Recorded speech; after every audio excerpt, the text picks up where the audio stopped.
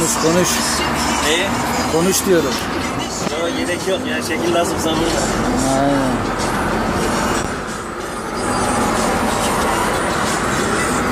Esin Aslan amcası götürmüş işi. Ama Allah var, herkesin harcı değil ya.